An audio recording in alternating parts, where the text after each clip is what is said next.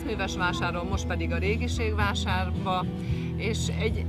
már az autóból kiszállva egy nagyon pozitív kisugárzású helyet tapasztaltunk. Én még sehol a megyében ilyen vásáron nem voltam. Az egész egy gyönyörű, remekbe szabott,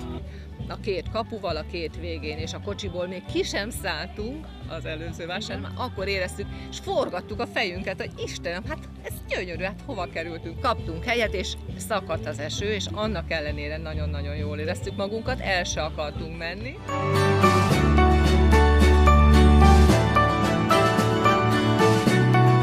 Így van, tavaly össze, azt hiszem szeptemberben nyílt az első vásár, azóta